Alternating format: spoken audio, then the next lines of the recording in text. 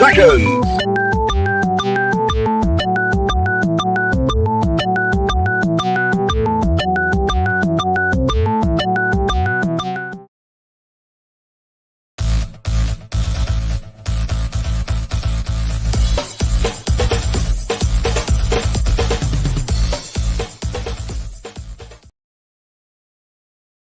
Welcome to Clever Title Pending, a proud member of the Rising Tide Broadcast Network. We talk to creatives about creativity and the business behind them. So type in your questions and become part of the conversation. And now, here's your host, Brian K. Morris. Hi, how the heck are you? Welcome to Clever Title Pending for April 20th, 2021. If somebody's missing today, I think I know why. But anyway, we are level-headed as always. My strength is as a strength of 10 because my heart is pure. But anyway, we've got a great guest tonight on the show. He is a filmmaker. He is a comic book creator. He has written musicals. And he and I share the similar taste in comics. So we hope that you'll stick around and have some great questions for Ted Sikora when we bring him on. But first of all, we want to thank the Rising Tide Broadcast Network for powering this show. Please take a screen capture there real fast. We've got you covered 7 days a week for information and entertainment, 7 days a week. And check it out. We've got all kinds of programs, different styles of shows, different people, and you're going to love it. And also, we want to thank our Patreon supporters, without whom this show couldn't go on. Please check us out. Patreon is a monthly subscription where you can support your favorite creators directly, and ours is at Brian K. Morris. But check it out. Also, the people on this panel here that you see before you have their own Patreon. So please check them out and see the rewards you get for supporting us, aside from our immense gratitude. So go to www.patreon.com/Brian K. Morris for more information. And now I have sucked all the oxygen out of the room long enough. I'm going to bring in my guest tonight, and this is a real thrill to bring this gentleman. I just got distracted by something. Anyway, I'm bringing on Ted Sikora right now and getting me out of the screen here. And, oh, there we go. I don't know what the hell happened there. That's the that might have been show. I might have done something that messed things up. I tried to log in and it popped me out, like pop back in. So maybe I wasn't in the same spot. Oh, well, good. I feel we're on even level here. I figured no smoke, no flame, no problem. So it's all good. So anyway, Ted is of Hero Tomorrow Comics, which is revolves around a film. He's a filmmaker. And this is near and dear to my heart since I've done stage before, but you've also written musicals. He does music. He's just like incredibly talented. I don't know what the hell I'm doing here now. But anyway, let's have Ted tell you who he is and why he is so awesome. Ted, take it away. Geez. Why am I awesome?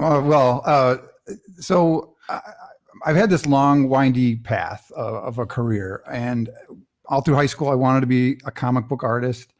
And I was given a lot of advice that, comic artists live on beans. You'll never make any money, make a living.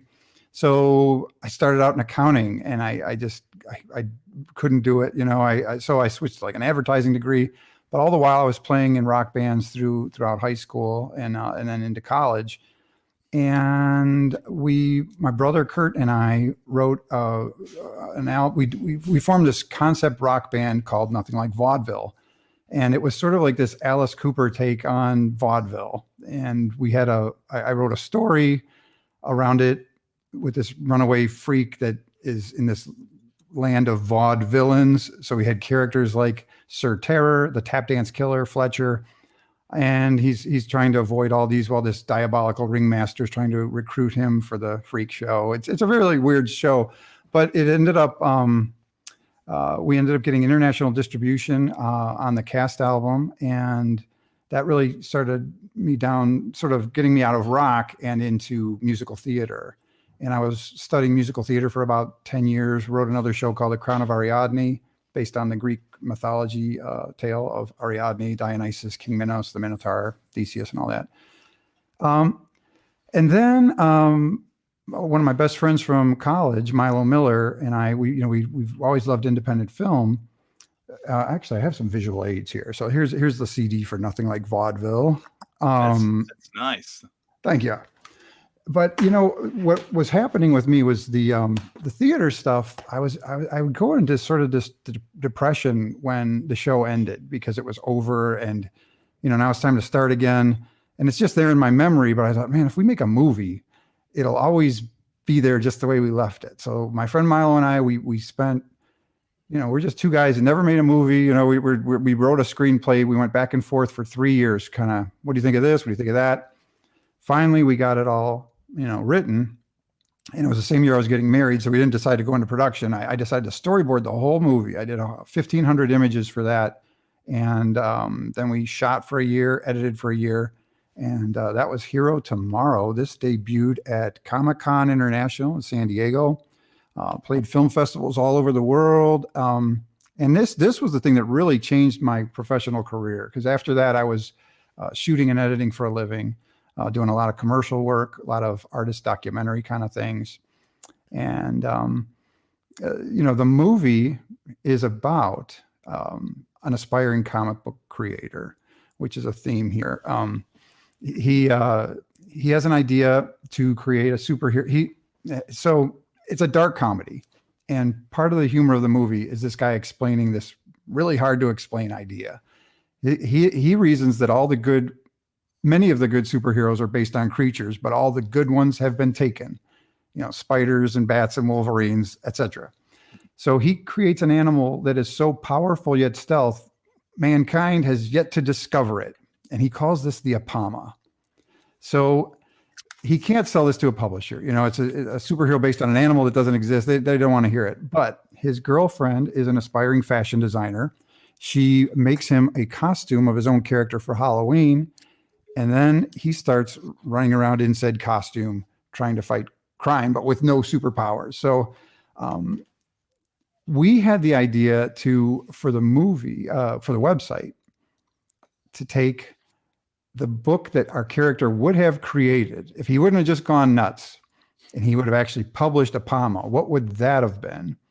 So we'd always, I always wanted to make a comic. Milo was the same way. We're huge comic book fans.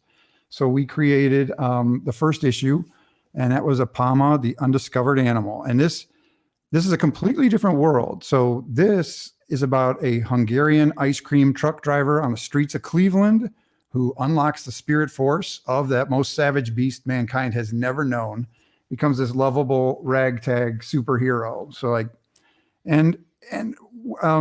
what people dig about Apama, if you read a lot of comics, superhero stuff, this is a universe that's beginning right here. So you get the first origin story here. We bring in this guy called the Lawnmower Man. You can see this woman in the, why don't you two jerk offs get a room?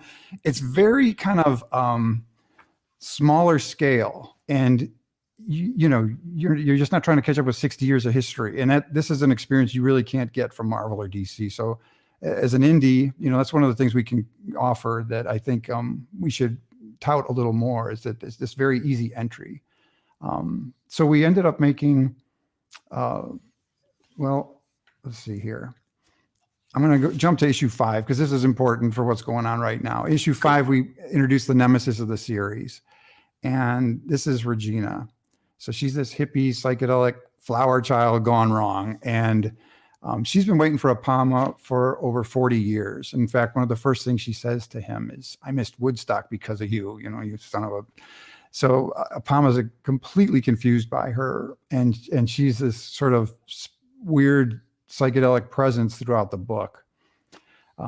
Issues 10 and 11... we introduced this lady here, Nikki St. Clair. So she's a mega talented actor who gets cast in a horror show musical as the tap dance killer. So here we're coming back to my Nothing Like Vaudeville musical theater days. We got to a point where I was doing a documentary on a theater troupe, a theater company. And, we're in Cleveland, and we have an actual location where our guy lives. It's 65th and Detroit Avenue in Cleveland, and decided to, we use surrounding locales. So this theater company is moving in 2 blocks away. And I thought, wouldn't it be fun if, Apama ends up getting tired of getting his ass kicked in the superhero world. And he meets this flirty gal who says, hey, why don't you come audition? And he's like, yeah, that sounds like a nice change of pace. So he does that. And, I kind of jumped ahead, but we were thinking, what show could they possibly be doing? And I thought, oh my God, nothing like vaudeville. We've got all these villains, and we'll do something where the actors get locked into the headspace of the role. So they think they're this sort of 1920s mobster troupe. So there we have, this is the main cover. I showed you the alternative before, but you see the three villains there. And what happened here was images of this character, the tap dance killer, were being liked and shared by the thousands on our social media, which is something that really was never happening for Apama. So I decided, all right, well, let's give her own spin-off series. And then we started Tap Dance Killer #1. And that was a record seller for us through Diamond Comics. Issue 2 of Tap Dance Killer introduced this guy. He's a heavyweight boxer who the troupe recruits to become a superpowered, enhanced, murderous clown who goes by the name of Punchline. And, this was almost 2 years before DC came out with a character named Punchline. It's a murderous clown assassin. So I'm just saying. And so the lawsuit starts tomorrow, right? That's what you're saying, right? Yeah. Am I saying that? I didn't exactly say that. I'm sorry, I'm projecting. I didn't deny it, but anyway. So we've got 5. We did 5 issues of Tap Dance Killer, and then did a hardcover collection of that. It's got tons of extras in it. But so from there, I really did want to do more with Punchline. So he got spun into really Tap Dance Killer continues. The whole group is in it, but this is now the focus will be on this character Punchline. And what's kind of neat about this is Punchline really was originally devised to be an Apama villain. And I thought, oh my God, with Tap Dance Killer, the series, this is a perfect place to bring him in. But now we're going to have, in issue 2, the big throwdown between Apama and Punchline. So super excited to do this kind of blast out battle, which is something we really haven't done before. That's great. That brings us to our new project, which is this lady here behind me, and Regina, who I mentioned before, Bloom, which debuted August 7th nationally. We did a Kickstarter for that. And this is a really weirdly autobiographic tale, which, I can get into perhaps in a moment. Or I was going to interrogate you about that. Yeah. Oh, of course. But anyway, we're going to put a little crawl across the bottom of your screen there, people. You think it's a good time to run the video? Oh, that would be wonderful. Yeah. All right, we're gonna mess with the controls here, folks. We've got a Kickstarter going here for this book. There's 15 days left for Bloom. The crawl says #2, but it's actually you can actually get #1 with it as well. And I played this before the show, and I was knocked out. So I'm going to shut up so y'all can see it now too. You know what I think? This world we're in right now is the fairy tale. And what's really real is on the other side. Ramsey, mechanic by day, aspiring comic book creator by night, went into the woods and tripped. He was bombarded by bizarre and mysterious glyphs that he drew into his sketch pad and onto the body of his muse, Regina. And now, the journey to mind-bending madness continues. Where are you going? Can't we just head back to the cars? I said I'll see you on the other side. How am I even supposed to get over there? And what about all the stuff? Regina! Bloom, the origin of a prophet. Oh, groovy! Your art is crawling all over me. Shit. What is going on with you? What's going on with you? All of a sudden, you're a complete drip, baby. Maybe you need another limb to the head. Ah! Bloom, written and created by Ted Sikora, with art by Butch Mappa. How are you feeling, Ram Man? You've never experienced a story so astonishing, so far out and away from the beaten path. Where in the fuck am I? Blast off with Bloom, the origin of a prophet.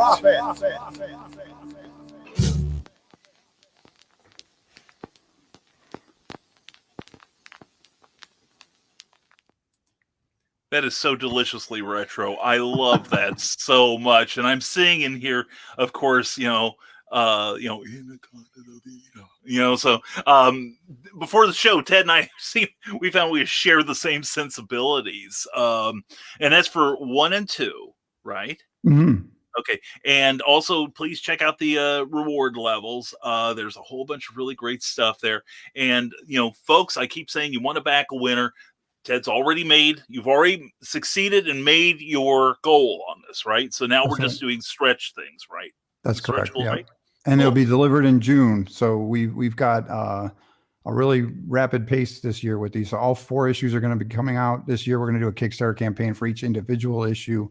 And then we will also, as long as we don't sell out of issue 1 or whatever, we will have all the issues for all the campaigns. That is fantastic. And folks, if you want to find out more about Ted, go to herotomorrow.com and learn more about this incredible interwoven universe. Now, like I said, I'm just so amazed by the 60s vibe of that. Now, who were your influences as far as, creating comics? Who did you read that influenced you when you were younger?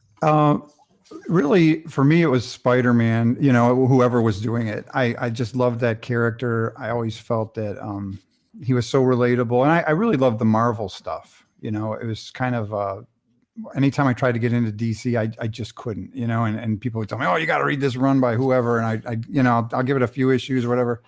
There were runs I would get in, like, I think I liked, Lobo for a while, Batman for a while, but it never stuck with me like Spider-Man. I had to have every Spider-Man comic. So, but I think, as I've gotten older and really gone back to the early stuff, what I think is so important is really what, I call them the greatest rock band of all time. It's Stan Lee, Jack Kirby, Steve Ditko, and John Romita. I think what those 4 guys did, it astonishes me. And, it wasn't too long ago. I'd never read like even the first, say, 5 issues of Daredevil.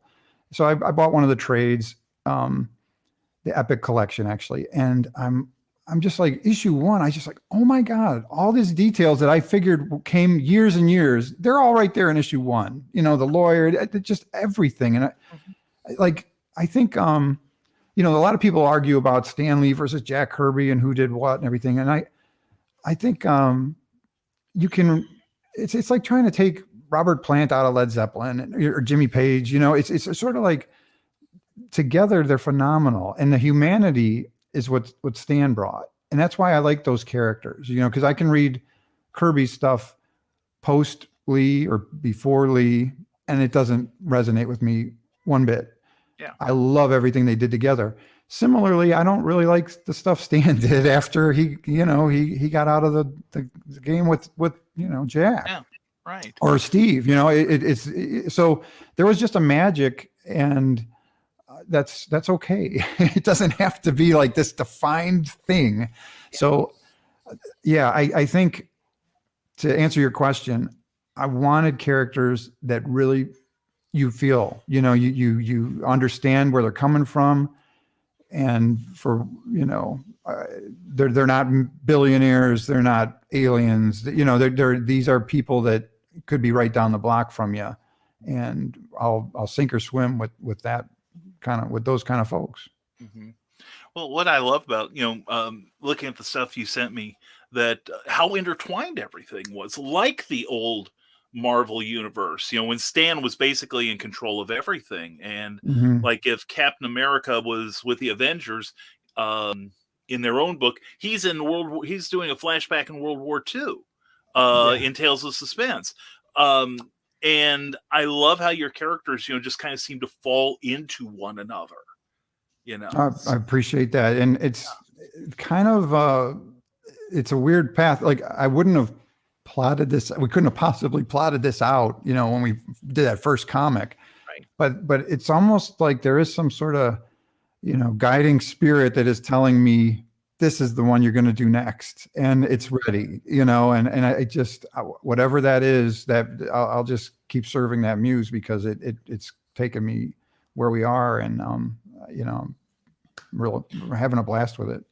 Well, yeah. And do you find that the more you work on it, the more ideas come to you? Of course, yeah. And that's really what's amazing to me, because when you have a breakthrough moment with the story, like, man, if I hadn't done all these other issues, I could have never gotten to this point in this, with these characters, to come up with this new character or this new idea.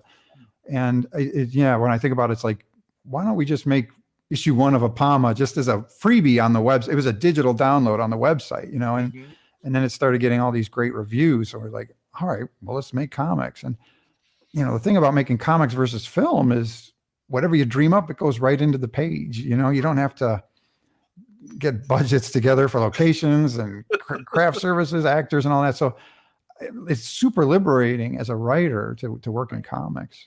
Yeah. Now, do you feel that, working in one medium, like for instance, you've worked on stage, you've worked in film, you've worked in comics. Do you find that what you're learning about your own craft, your personal craft in comics, do you think that's going to help you in other fields? Does it say anything to your filmmaking, or if you were to go back to the stage work? Yeah, it 100% does. Well, coloring comic book pages has, educated my lighting on film. When we do interviews, I know this kind of rim I want to get on this side or whatever, and it's because I've drawn it in the comics. But then similarly, now that I'm seeing video better or film, when I'm doing my coloring, they both kind of push each other up. And it was in storyboarding the film that I really felt like I understood how to tell a story through images, like, sure. And that's right there with comics. So they're joined at the hip. And of course, we have a Tap Dance Killer song that was just sung by Coco Smith not too long ago, and it's amazing. So we're integrating all of this stuff all the time. Yeah.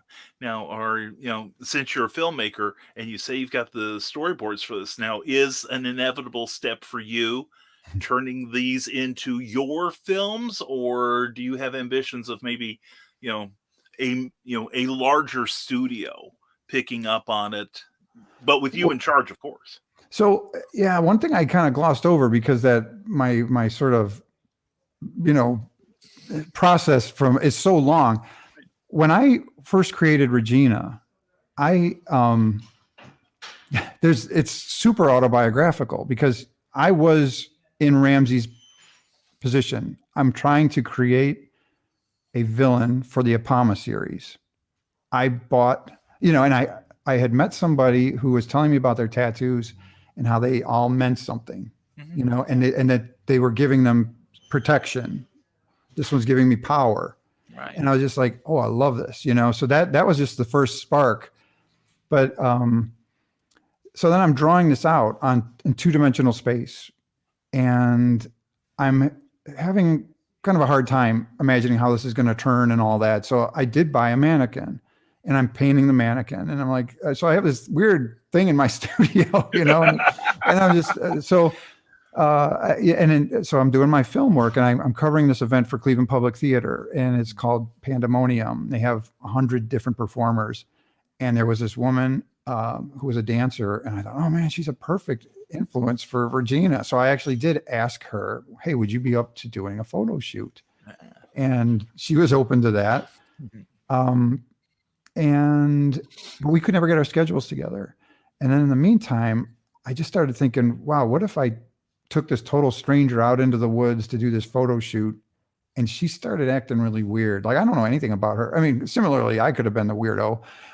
Could have been. But then, so I just, this whole idea popped into my head about this idea, which became Bloom. And it's this entire backstory. It's the origin of the character. I wrote a whole screenplay about this event that turns this woman into this psychedelic priestess. Yeah. So we were shopping that around to studios, you know, all this kind of the things you want to do in pre-production. We were holding auditions. And then what was a little side note, the dancer, her name's Soma. She reaches back out to me, you know, several months later. Hey, I'm ready to do that photo shoot now. And I felt really weird saying, just the idea of doing this photo shoot has turned into this whole weird big thing.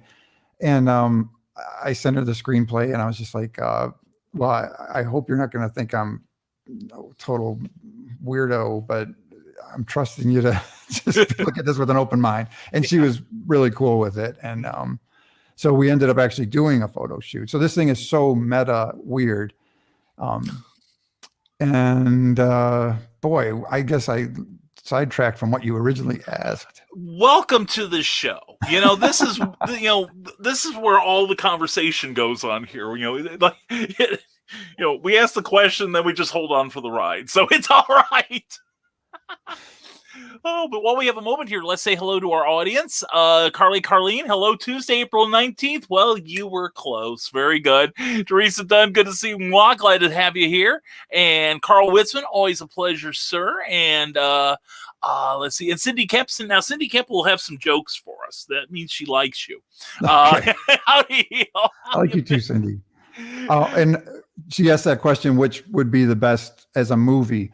Well, I think Bloom would be kind of easy because budget wise, there's two people in the woods for the vast majority of it, but we're actually developing the whole world as a series. So I think what I like about that is there's three very different tones. You've got the sort of cult activity of the woods with Regina. You've got this lovable ice cream truck driver, and then you've got the kind of crazy theatrical vaudevillains. So I think it could be a really neat sort of triad. Yeah. Well, some friends of mine from Southern Indiana who also do film called Moonlight Films, they've put their work up on YouTube. And of course, they've gotten so many people that have watched it that their stuff's now monetized.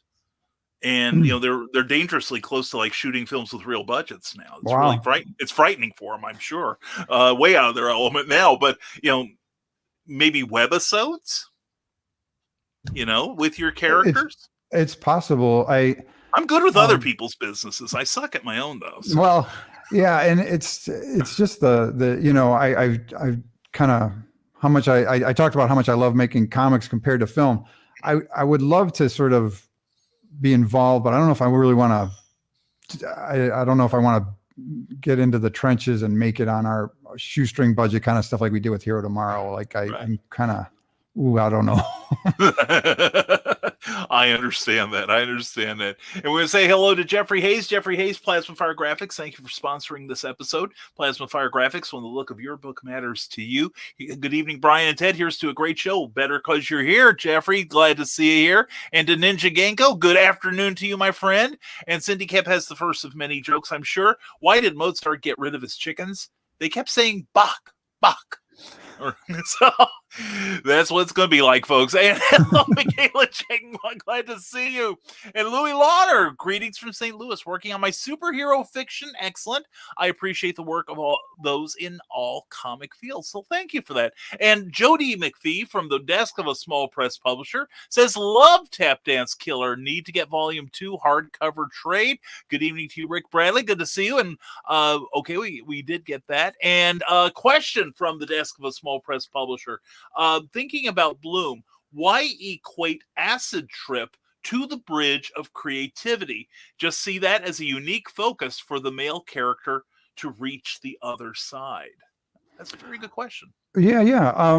So there's a lot to what's going on in Bloom. So he originally, there's a similarity to Apama and Bloom. So Apama, our ice cream truck driver, I can actually show with a visual aid here. Let's see if I can pull this up. Okay, so our guy goes hiking, and he sees this he sees a spirit. Whoops. And There we go. the spirit leads him over a cliff. And then he falls. Let me see if I can, it's hard for me to see it. And he falls and he has this dream of when all the animals gathered to determine who would be the king of the beasts. And it was this ancient tournament. And it turns out it was actually won by the animal no one had ever heard about, the Apama. There he is. Beat the lion, beat him bad. And so he wakes up from this dream and he's outside of a cave. Sorry, I can't do this with the mic. You're doing fine. You're doing All fine. right. Yeah. So there he is. He's by this cave. Inside the cave, he learns the legend of the Apama and then how to create it. And he has to get his body into a pose to make this happen. So, but in 1968, some 40 years earlier, the same dream was had by my lead character in Bloom, Ramsey, the mechanic, the aspiring comic book artist. And the fact that he has this dream, he's even told what the name of the animal is, but he's bombarded by these symbols that are glyphs floating in the air. And because he's an artist, he starts drawing them. And he's so fascinated by them. And it makes him forget, when you have two dreams in a row, you kind of forget a lot of the first one. He forgot the name of the animal. It drives him crazy. He doesn't remember the name of his superhero. So he's still working on it, of course. But the fact that it's sort of like influenced by stuff that he saw while he was under the influence, this is what this series is about. I mean, are those things real?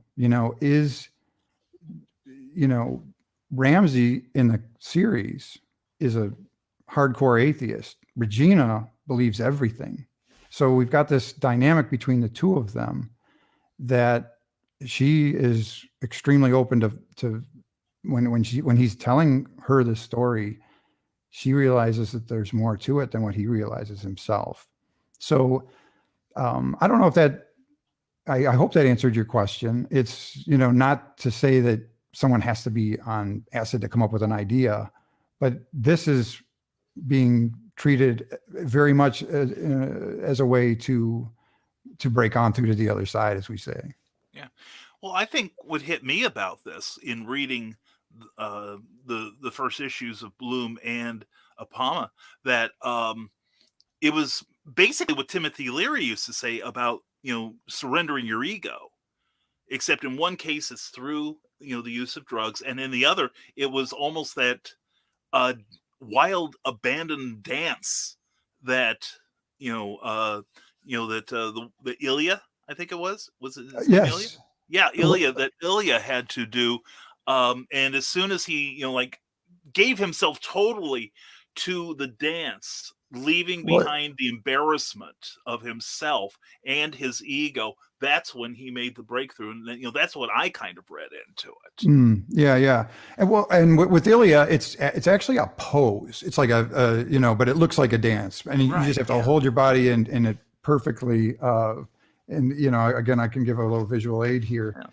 What he takes home from the cave is this knowledge that if he can get his body into this pose perfectly, he will unlock the spirit force of the Apama. So, I mean, it goes on for months. He's trying to do this pose, and there's a lot of humor along with that. But of course, he pulls it off, and we have a series.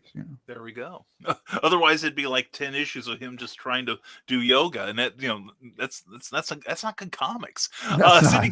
Cindy has another joke. How do you make a bandstand? Take away their chairs. Thank you, Cindy.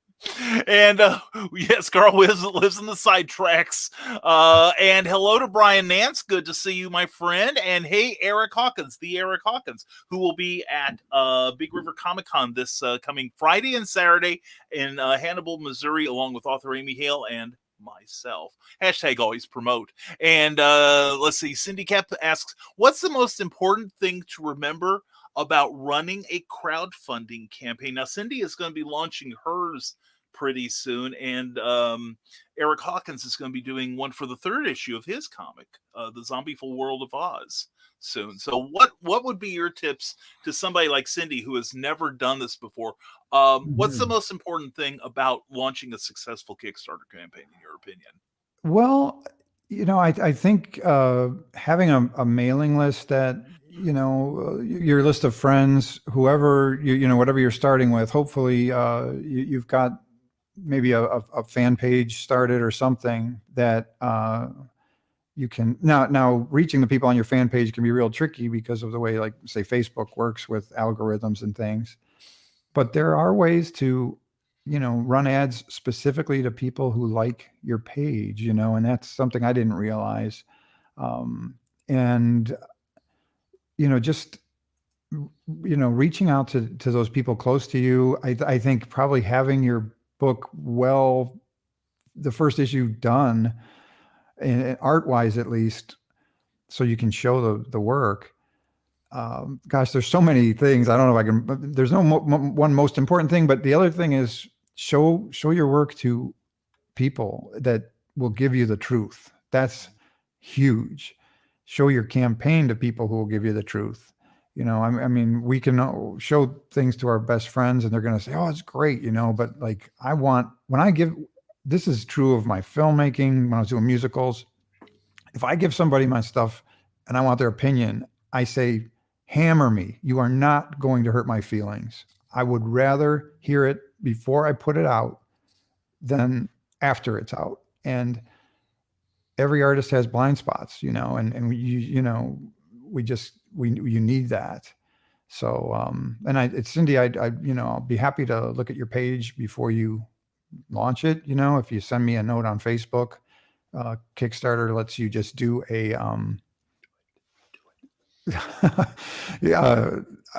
Kickstarter lets you do, a preview. You can just share a link. So I will be happy to look at it. And at that point, I could probably give you a much better, knowing what you got. Good. Thank you very much, Ted. And that leads me into another question. I'm the guy who reads the text pages. Okay, I read all the letter columns back in the day, and I noticed that you mentioned that you didn't have an editor per se on your comics, but you did get advice from a lot of other people.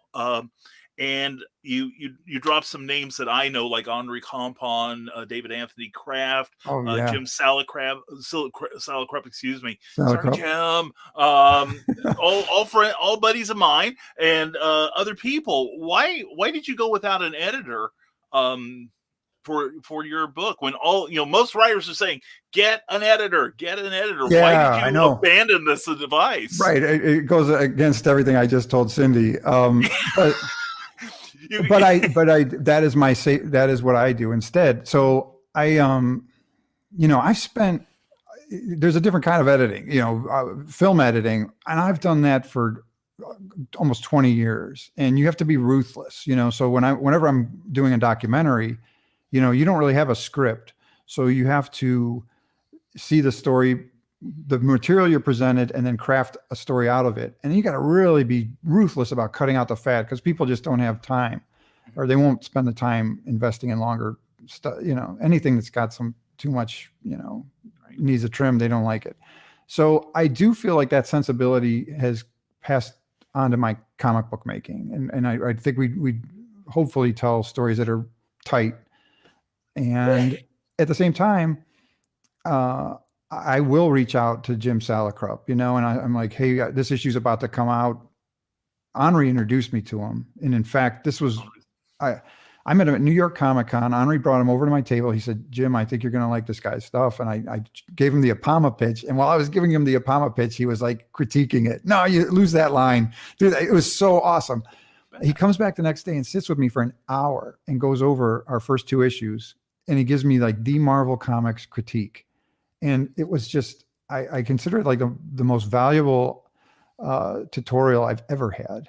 And he has advised me on all of our releases. So it's really good to get that's what I'm talking about. That kind of, support, that kind of expertise. I feel like, as an editor, I would love to be the guy who just sort of says, hey, I want to do an arc where this happens with Apama, this happens with Regina, give that to a writer and let them just go, but I just don't have the budget to like just hire a writer and do all that stuff. Bloom, there's only two of us, it's me and Butch Mappa. And he's, shame on me for him only coming up right now. I love his work, and he's doing the penciling and inking. We do the layouts together. It's a very personal project, and I like to keep it that way. At some point we might need an editor, but for now, things seem to be going okay because I think I approach things as an editor before I approach them as a writer. Mm-hmm. That's very cool. And for those of you who don't know who Jim Salicrup is, Jim Salicrup is he's worked for several companies, but he's probably most noted for working for Marvel Comics on several of their titles, including Spider-Man, as both an editor and a writer. Now, how did that feel? Your gateway into the Marvel universe, Spider-Man, and here's a guy who was a major wheel. It was in the web crawler's days, and he's telling you how to make a comic book. How did that feel? Let me go back about 6 months before I met Jim. Yeah. I was at Stanley's LA Comic-Con, and that was my ultimate dream to meet Stan, and I was on my own at my booth. I really couldn't get away from it. The last day of the show, a friend of mine came by and she said, hey, if you want to go meet Stan, I'll watch your booth. I'm like, oh my God, yes. So I run over to the booth. I don't know anything about, but his line had been really long, but because it's like the end of the show, there's only like 8 people. Mm-hmm. I'm like, I want to see Stan. And the guy's like, do you have a ticket? I'm like, no, how do I get a ticket? What do I need a ticket for? He goes, well, you got to get a ticket, but they stopped selling tickets about a half hour ago. I'm like, oh fuck, dude, I just came. I live in, Cleveland, Akron area, came all this way. He's my hero. Anything I could do. He goes, see that guy over there? He points to this guy like 100 yards away. He goes, see if he might still sell you a ticket. It's like $100. Mm-hmm. So I buy the ticket. I run over there. Now there's only like 2 people in line. And I get in front of him and I'm like, and Stan is just, it's the end of the day. He's up there in years now. This was not that long ago. And he's just like, sign, boom, sign, boom. He's not even looking at people. And I tell his handler, I'm like, hey, I just have the program of the show. I'm like, I'll have him sign this, but I really just want to talk to him. He's like, Stan, this guy wants to talk to you. And Stan's like, okay. So I get in front of him. I'm like, Mr. Lee, you've been a huge influence on my life. It would mean the world to me to just show you what I've been working on. This is the story. This is about a Hungarian ice cream truck driver from Cleveland who unlocks the spirit force of the most savage beast mankind has never known. He like slaps his pen down, looks up at me, shakes my hand, and we have this nice little chat. And it was amazing. But now, so this is the Cleveland story ending. He's looking at Apama. And he's, I'll try to get this in the camera. Here he goes. I'll give you the full screen again. Man, he's looking at it. He goes, I got to tell you, I can't see this. My eyes are shot. Oh. So I'm just like, I come all this way, done all this to meet Stan, and I got it right into his hands, and he can't see it.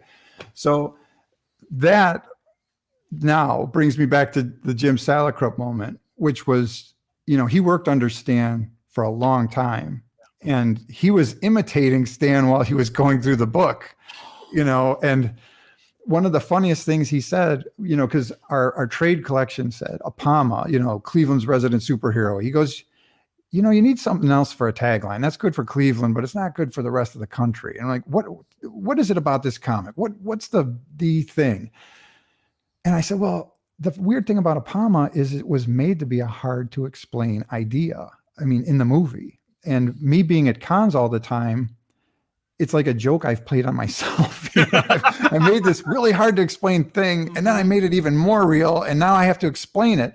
Yeah. He goes, well, then you know what Stan would have done? He'd say, and then he did the most perfect Stan Lee impression. He goes, the most inexplicable superhero of all time. I'm like, oh, that's fucking great. That's gold. That's gold.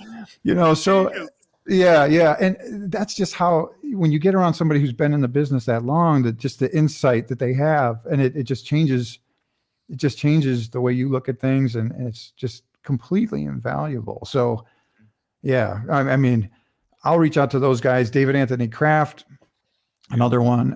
But I've got some writer friends who are in advertising that give me a whole different perspective, and I like showing it to people that are not comic book people necessarily. If it works for them, then I think we were doing something right. That's fantastic. Well, yeah, and I know what you mean. I went to one of the old Chicago Comic Cons back in the 80s, and I had Tom DeFalco tear my proposal for a what if script apart. Oh. And I'm like you, man. I had journalism classes, I've had writing classes, and I learned more in that half hour from him. Because at the same time, while he's telling me, you can't do this, you shouldn't do that, he's also telling me, okay, this is good, this works. You should work this up a little bit more. Looking at the positive and the negative of the offering. So I sincerely relate. It reminded me to tell you my story, my Stan Lee story, when we're off the air, about how he ended it with threatening to sue me. So anyway, okay, this audience has heard it enough. So all right. Sidney Kemp asks, why did the pianist keep banging his head against the keys? He was playing by ear. So why is a piano so hard to open? Because the keys are in the inside. Oh my God, that's awesome. Now, she asks, are all your tales in the same universe? Yes, they are. Yes, And they are. it was a conscious decision to emulate, the original Marvel universe. Do you think that this could, by having this, maybe, like you've had characters like Punchline, kind of like in the background in, the Tap Dance Killer, who then graduate to their own book. Do you see other books spinning off from what you are creating right now? Yeah, well, so yeah, Punchline already is, Tap Dance Killer already is. There's another character in Tap Dance Killer named Hurricane Lizzie. So yeah, she's a sort of a mistake that the way the guy enhanced Punchline, it was because he tried to cure someone who had palsy, and that didn't go as expected. And she became really strong and really weird. And I have, I can show you Lizzie here, but she is just dazzling with a knife. She can throw it within a fraction of an inch to your eyeball, but it won't hit you, and that freaks people out. So yeah, this is just right now I feel like I've got 2 years of stories in my head that I just can't wait to get them out. That's fantastic. And then, folks, if you want to help, check out the crawl down at the bottom here. Bloom 1 and 2 can be found at Kickstarter.com. Hero Tomorrow. Do a search for Hero Tomorrow, and you should be able to find that page. But please. Yeah, if you just type Bloom, it'll come right up on Kickstarter. Excellent. And from the desk of a small press publisher, question. Regina comes off as if you, the reader, are asking if she and her actions are real. Is she making her more than what she is because she took interest in the dreams, or is it the obsession to the dreams? Well, let's keep that up a second. Let's see. It comes off as if your reader is asking if she and her actions are real. Is he making her more than what she is because she took interest in the dreams? I mean, for Ramsey, this was just supposed to be a photo shoot. Mm-hmm. She's the one who's making it more than that. Yeah. So, and that's, I guess you saw that in the trailer. He's like, can we just go back to the cars? And she's like, we're still exploring, buddy. So there's a real weird dynamic there because they, in issue 2, they lose their way. So now going back isn't just a direct line out of there. Right. Well, that's one thing I did like in reading Bloom #1, in that the building relationship between the two was very organic, very natural, where and maybe it's partly me looking at it from 50 years later from the Woodstock era thing, where somebody, the idea of this guy, hey, I want to take pictures of you. Let's go into these secluded woods here. Nothing creepy about that. But it's, she's guarded. he's trying to he's obviously not a creeper, but he's trying to convey that to her. But by the same token, she's teasing him about it, And I just really dug the relationship. It's very character driven. I really dug that. I appreciate it. Oh, seriously, you're welcome. And continuing from the small press publisher, for example, Regina hitting him with a branch, in a way knocking sense into him. They could go back to what we were saying about the abandonment of the ego. Yeah, that could be that's a nice interpretation. Yeah, and thank you. It's mine. Anyway, and Rick Bradley asks, "What is your favorite Spider-Man story arc?" I'll even let you have 2 or 3 for that one. It's not like he just started last week. The first issue I ever bought was like Amazing Spider-Man 141. It was a Mysterio story, and from then on, I didn't really leave Spider-Man. I quit about 3 or 4 years ago when he had a spider submarine, which I thought, this is dumb, and I am about to quit again. It's so bad right now. But favorite arcs, God, there's so many. There's a villain named Carrion that was in the Spectacular Spider-Man. I think is way underappreciated. Mm-hmm. They screwed him up. I like anything with Mysterio. The story they did around issue 200 when the burglar came back that killed Uncle Ben. Right. And there were 2 Mysterio stories right before that. That was pretty special. In fact, all through there, those early 200s are amazing when he fought the Juggernaut and he kicked Submariner's ass twice. Yes. I freaking loved that. I hate the Submariner. I mean, I think you're supposed to sort of hate the Submariner. Yeah. But, now going back deeper, I really love the stuff between 100 and 150. That's the beginning of the Bronze Age where, God, and I love everything Lee and Romita did. My gosh, those stories, the dialogue, it's so good. Oh, yeah. There's a Marvel team up where he teams up with the Man-Thing, and it's like issue 68, I think. Mm-hmm. That is a good story. They fight this Despair character. For some reason, if I had to pick my favorite issue, that's what pops into my head. It's not like you wouldn't read it and think, wow, but the way he was beaten and he comes back and it hit me at the right time in my life. Like that story, just wow. I enjoyed Superior Spider-Man. I thought that was really good. It didn't have a good ending. Yeah. When Doc Ock, when they did the Freaky Friday brain flip. Very, big fan of and of course, so Jim Salicrup, he was the editor during the McFarlane years, and all that McFarlane stuff is gorgeous. And the stories, I really, that might've been my favorite. Mm-hmm. If I think of an artist run, that was amazing too. So, amazing. Gosh, there's an adjective for Spider-Man. I coined that. There we go. Yeah. Well, I was thinking spectacular, but that's not bad. Yeah, it's second rate there, but it'll do.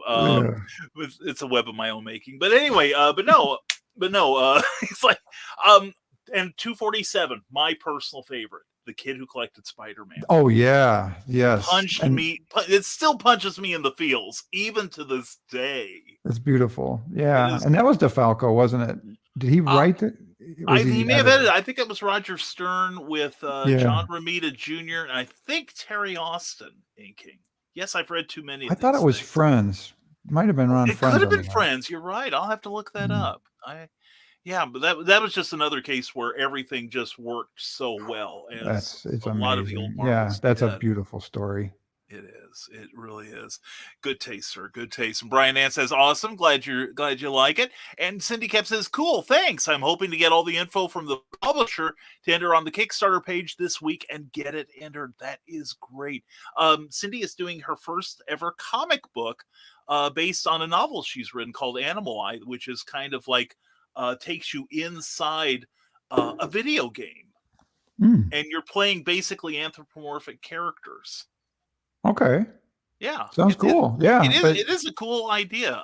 She did have some help editing. So anyway, full disclosure there. Uh, and William Quinton, glad to see you here, William. You can create things with a creative team who are in sync, working well together, and it shows in the stuff I've seen from the company here. And you can create great things with a small team who work well, and it makes for a very comfortable production experience. And Eric Hawkins, whose comic book I copy edit, says, "Dang it, Brian, I knew editors were overrated." I did not say that. Eric is a troublemaker, and he will be at the Big River Comic Con Friday and Saturday, along with me, his editor. So yeah, it's like, yeah, I persuade. It's a great comic book, by the way. Eric does. It's a sequel to the Wizard of Oz series. Oh, that's cool. Dorothy has been cured of her delusions about yellow brick roads and emerald cities. And everything's going fine until she sees the zombies, and she's rescued by a tin man, a lion, and a scarecrow. And it goes on from there. So sounds good. It is actually a very good book. Cindy Cap, what Spidey story should become a movie? Ooh. I know what scene should be, but I don't know if it's the right film. What scene? I think it's around issue 31 or so, the Steve Ditko issue where the building has toppled down on Spider-Man, and it's like a 5-page sequence where he's reviewing.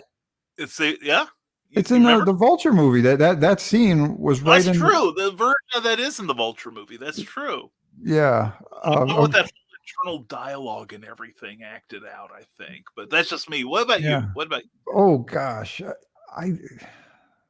cinematically, man, there's just so many great moments, though. There is. I think of that Juggernaut fight in the construction yard. That would be something else.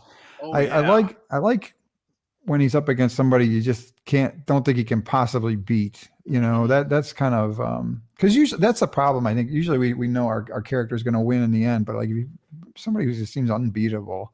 Yeah. That's kind of fun. But let's see, man. I'll tell you, if they do the clone stuff, it could be interesting if they go with the original clone stuff, the Jackal, and that was when I read that the first time, that blew my mind. And then you could bring in Carrion. Now we're talking. Yeah. Yeah, you're right. I don't think Carrion's been well served. So. No. And what type of music are balloons afraid of? Asked Cindy Cap. Pop music. And that's from Small Press Publisher. The Kid Who Collected Spider-Man was a great story, all because of the ending. That is true. And Cindy Cap would like to know: do you work digitally or analog? Now you color your own books. You letter your own books. I color it and letter it. Yeah, and I do layouts. And the answer is digital. But I'll do layouts, sometimes just with my phone. I'll take photos of my daughter in a pose, or I have those little posable figures, and then I'll just lay those out. I have a layout that's comic book sized, and I have all these movable gutters, and it just speeds things up. So then I give it to the artist. He's got a perfectly sized page. All he has to do is draw over some of the layouts, if we go that method. Sometimes he'll do the layouts, right? But it's all digital for him as well. That was something else I saw that I thought was really, really interesting, the way you did your layouts. And the fact that, that the comic matched them so well. Kudos to your artistic team. But I loved how you had like certain poses, or you took like toys or something that were, like the little models and bent them into the right face, and then like had a cutout of like your face or someone else's over the thing just to get the right expression. That was genius. Oh, thanks. Yeah, that's the whole process. And it's weird because I do that so much now that this even calling myself or referring to myself as a comic book writer, it doesn't feel. I don't feel like I am a comic book writer. It's so weird because I don't just write a script. it's not fair to writers for me to call myself a writer. And at the same time, it's not fair to me because I do way more than that, and it's kind of like, I don't know how to really think of it. It's this sort of method now where it's just like, as I'm thinking of a scene, I just start laying it out, and then I go right to the lettering and Illustrator. And then that's what I show the artist sometimes. So it's pretty far along, but now anymore to just sit down and write like I used to, I don't feel like I can convey it as well as like a writer could. So I don't know. Well, I don't know. I if you have a clear vision of what you're doing, I mean, it's not like you work Marvel style where you say, okay, I want Spider-Man to punch Dr. Octopus on this page, then I want the Rhino to come in and break up the fight on the next page, like that. Doing it, script first is very exact. And so I can see where as an artist, it still gives them room to play around because they could, still, your artist could come back to you and say, I've got a better way to tell this story. Absolutely. And have they done that? Say, well, I like your layout, but let me flip it around and see what you think. Yeah, the way it usually goes is they'll give I do give them a script, but more and more my scripts have gotten looser and looser because we know we're going to go through this other process. So they'll give me a real rough layout as a starting point, and maybe 50% of that is right on the money, and then I'll do these, my Photoshop and iPhone and playing with dolls and posting my daughter, all that stuff back to them. Action figures, damn it, action figures. Yeah. So it's just we've come up with a method that seems to be working, and I don't know, we'll just keep going. Yeah, don't mess with it too much because, well, also both sides of the equation are more familiar with the the characters, the way you both your styles of working. It could get to the point where it just becomes more and more loose on your end. Just basically, it's okay, remember that panel we discussed? Here's the dialogue for it. Oh, so. No. Yeah, no, well, yeah, I guess we've made something like 16 or 17 comics. So there's probably been 16 or 17 different methods. So, I get it. Figure it out. It's evolution.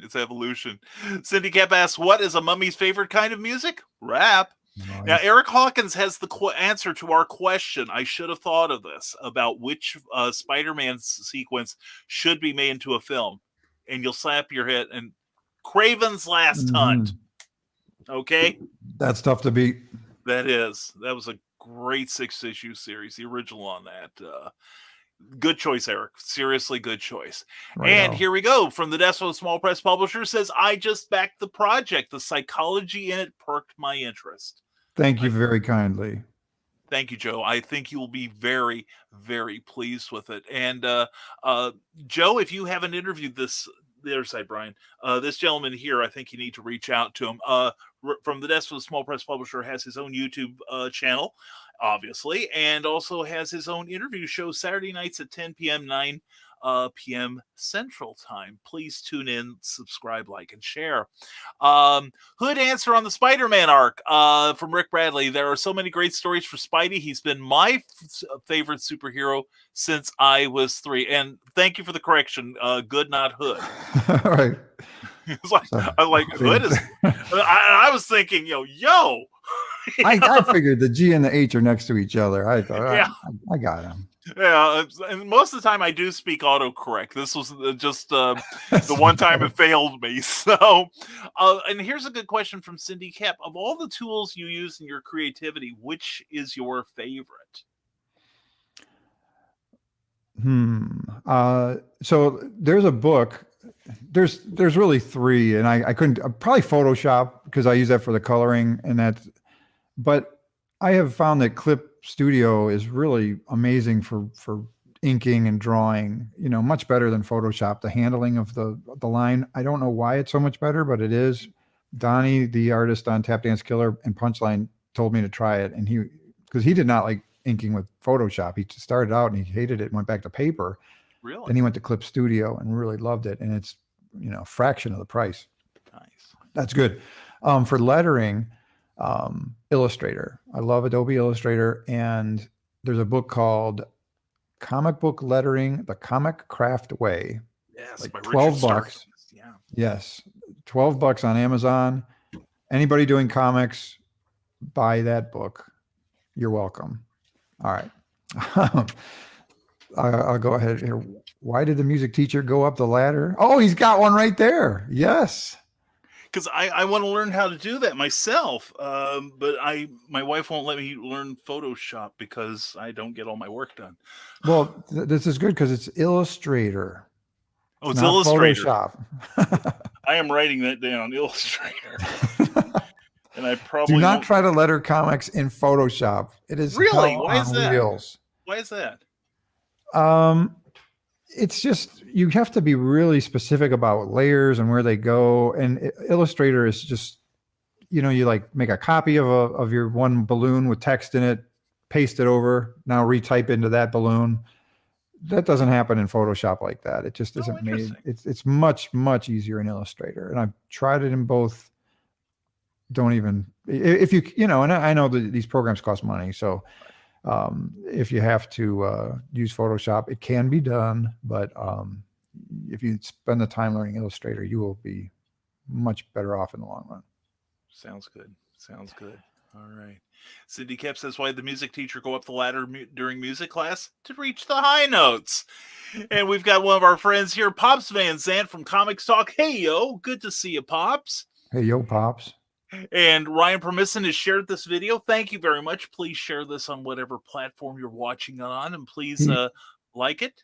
He asked about movies and TV series right above that. Yes, favorite movies or TV series. What are your some of your favorites? I really like the musicals. Like West Side Story. Just watched Cabaret 2 nights ago again. I have like my top 10. Taxi Driver, anything by Alejandro Jodorowsky. Love his stuff. Fargo, TV series. Well, I did like WandaVision, but I think Watchmen was terrific. Used to love David Lynch stuff. Twin Peaks. On the Air. Do you know that one? He did a sitcom. David Lynch. Right, I forgot about that. That first episode of On the Air is maybe my favorite half hour of television ever. Wow. So it's really wacky weird. All right. Well, that's David Lynch stuff too. So. yeah. But it's also, you're grounded enough, so it's sort of it's a nice balance. Sometimes we artists we love, they start going off way out there, and then it's like, you've lost the humanity. Like this is just the sweet spot for Lynch. It's just like this one moment in time when he had this crazy, these people are putting on a television show in like in the 60s, I think.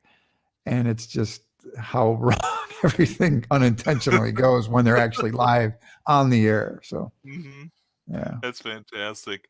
And let's see, here we go. Just skipped a couple here. Here we go. Ryan, who is actually trying to increase his store of knowledge about pop culture. 5 trades that belong on everyone's bookshelf.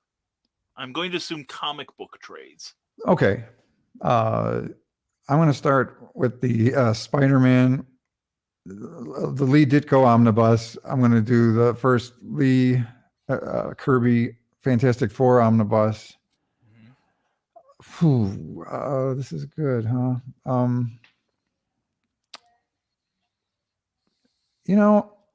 I loved Bill Sienkiewicz and Doug Moench's Moon Knight. That was the shit. Oh my God, did I love that. That was really great. I'm so excited for the Moon Knight series. So I will say the Moon Knight omnibus. But I mean, this is a tricky question because my personal preference shouldn't be on everybody's shelf. Right. The Spider-Man and the Fantastic Four should be on everybody's shelf. I don't know about Moon Knight, really. On everybody's. Yeah, but Spider-Man and FF, especially if you're a Marvel fan, that's Marvel 101. That is. You have to have that. That's required reading. to move into the, the next level. Yeah. Boy, I don't know. I mean, everyone's shelf, I've always been a single issue guy, by the way. So I don't really have a lot of the trades. Just say Tap Dance Watchmen. Killer Volume 1, Apama Volume 1, and Apama Volume 2. That'll round me out. There we go. I was gonna say Watchmen, but you're right. Why are we listening to hacks like Alan Moore when we Not Watchmen? Really? Watchmen's terrific. I love that HBO series too, by the way. I thought that was fucking great. That was terrific. That was terrific. And Cindy Cap wants to know, what's your next project? Well, there's going to be more. So there's 4 issues of Bloom coming out this year. And That's ambitious. That's great. And then Punchline, that's going to be a 4 or 5 issue series as well. And then I'm super excited about what comes next, but I really can't talk about it. Sorry. We'll have you back then. Yeah, I will hit you up. Darn right you will. You can't escape now. And Cindy Cap wants to know, what do you call a musical insect? A humbug. Eric Hawkins says, I hate lettering in Photoshop. I've been using Clip Studio. I still need to spend some time drawing in Clip Studio. Yeah, you got to get the right pen. You get the right pen and change your life. Yeah. Hell, I know my wife has learned Photoshop. She learned that during the start of the lockdown last year. And she found a program that emulates Photoshop that she's real happy with. She's got her headphones on. Honey? Fine. We'll get later. Anyway. Oh, what is the program you use that emulates Photoshop, honey? Affinity. By Serif, Serif. Thank you, honey. You're welcome. That's my wife, my co-star. She doesn't hear though. She's the boss. Anyway, but no, it's that program. She says, and it can save in Photoshop format as well. That's real nice.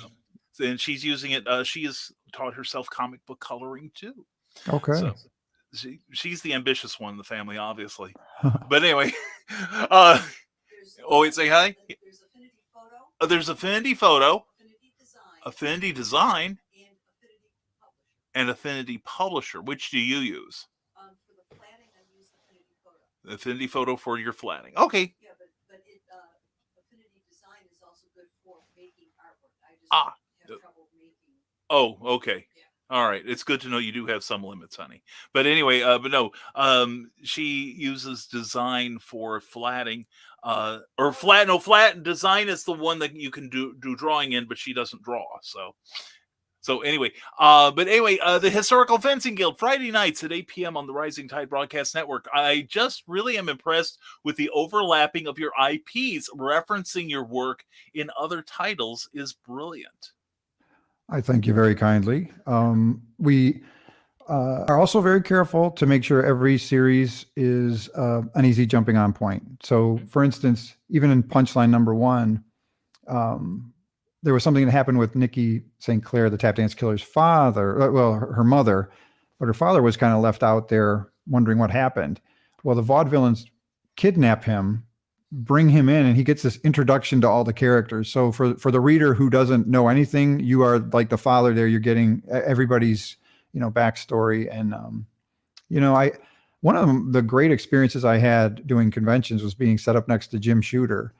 And we talk about a legend that and so this was the same kind of thing where I said to Mr. Shooter, I said, hey, you were the editor, and during my formative years, it would mean the world to me if you'd take a look at my series and let me know what you think. And I gave him the line. I said, look, he said, I'll look at it, but I got to warn you, I'm going to be honest. I said, dude, hammer me. I would welcome that. No problem. Yeah. This is what Mr. Shooter had to say about Tap Dance Killer. We put it on the back of the book. Oh man. Yeah. That's gold.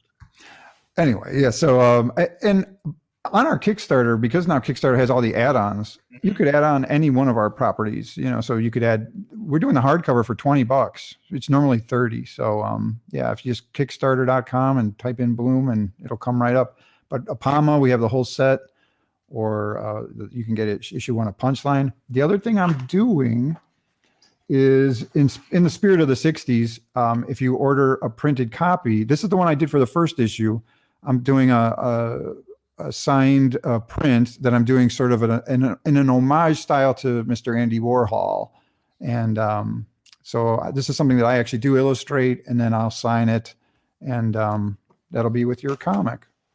Very, very cool. And remember, the more of you that sign up for the project, and you see the crawl at the bottom of the screen, the more stuff he can give you. That's how stretch goals work. And thank you to everyone who has backed the project while we've been on the air. And if you're watching us on the reruns, please, if you check it out before the 15 days are up, please support this project. It is very, very cool. Eric Hawkins says Moon Knight should be on everyone's shelf. Everyone likes him. They just don't know it yet. It's probably true. Yeah. And we got Ryan. We'll get Ryan next. And Cindy Cap asks, "Are people you know in your work?" Now we did talk about Bloom. We did ask talk about my wife. Bloom. Yeah. Well, so out of privacy to the dancer who I originally kind of based Regina on, I didn't make it look like her. She has another career, and I didn't want that kind of complication and Right. anything that would bring down the road that I couldn't possibly foresee. Sure. So, but yeah, like our lead actor in Apama is this guy, Perrin Henderson. Oops, right there. Let me get you. There we go. So he was then used as the inspiration for Ilya, and then the love interest is Jocelyn Rozak here. So that she's Vika. So a lot of people that were in the movie show up in the comic as sort of doppelgangers. Again, they're completely separate worlds. And we'll sometimes have a news anchor, like an actual news anchor that we get permission to show, that kind of thing. And there's actually, I did that documentary about the theater troupe, right, and I used the actual director, Bob Navis from Near West Theater. He's in the book as himself, as the director of that show. So he got a real kick out of that too. Oh, very cool. Very cool. Now, the lady who plays the lady who inspires the dancer in Bloom, does she know that she is the inspiration for the character? Well, she knows she's partly the inspiration, and I always refer to her as her sort of fairy godmother, of Regina. And because there were a few things that came together, but it was in trying to get the photo. I mean, Regina, the creation of Regina is one thing, but the story of Bloom is kind of another. And she's, the story of Bloom wouldn't have happened if I hadn't been trying to set up this photo shoot with her. Right. Yeah, I did have a note here. Talk about Regina's godmother, Soma. There it is. There it is. Yeah, I don't have it here. I have a photo reference because I use the images of her. Mm-hmm. I'll give them in my layouts to the artist. So from the photo shoot that I did with her. Sure. So, but yeah, I've kind of, I guess, already explained that she was the dancer I met at Cleveland Public Theater who sort of inspired the story, unbeknownst to her. Very, very cool. Very cool. Ryan Permisson asks, which property should be rebooted as a movie or series first, The Shadow or The Phantom? Wow. That's a good question. Well, I think Moon Knight. Yeah, I'm going to go Moon Knight. Between the two, I mean, The Phantom had a much better movie than The Shadow. So I guess if we were going to give The Shadow a shot, I'd probably think that is more needed, since the other Phantom movie was not bad. Yeah, I liked it. I thought The Shadow movie was, I don't know, I couldn't even get through it. I liked the old time pulp fan, and I liked The Shadow. It could have been, they could have been, I think if they had stuck more to the original pulps, I think that would have made it a lot more fun. Because one of the things I liked about it was, if you followed the old things, Lamont Cranston was not actually the Shadow's name. That he had actually stolen that identity from a real person. The Shadow would just like appear in his bedroom in the middle of the night and say, "Go overseas, don't come back from 6 months. I'm using your identity." So and eventually he just never came back. So, Hmm. but that's just my opinion. But I'm not the one being interviewed anyway. Cindy Kemp asks, "Why did the fish make such a good musician? He knew his scales." And oh, this is an excellent question from Cindy Kemp. What comic book tropes need to go away? Oh, the one that grates me, Yeah. and it shows up 3 times in every effing comic book I buy. What the hell? What the hell? What the hell? What the hell? I mean, that is, try to write a comic book without saying what the hell. I swear to God, writers, it can be done. Just stop it. Right now. What the hell? Yeah, what the hell? What the hell? Can't What you are write guys without thinking? saying what the hell? Oh, now we've got, this is going to go on for months now on this show. Thanks, Ted. Well, Anyway. you're going to see it now. You're going to see it. Every comic book. Yeah, it's like the thing you didn't know was there, and now you can't ignore it. Yeah, this may be useful. Now, Cindy follows that up with, what comic book tropes need more airtime? They're all in my comics, and I'm not going to give away my secret. There you go. Remember, that's in the crawl across the bottom of the screen. Go to Kickstarter right now. And again, thank you to everyone who has helped support this book. We've gotten a couple of you on there, and it's greatly appreciated. Cindy Kemp asks, why did the grandma sit in the rocking chair with the rollerblades on? Because she wanted to rock and roll. From the desk of a small press publisher.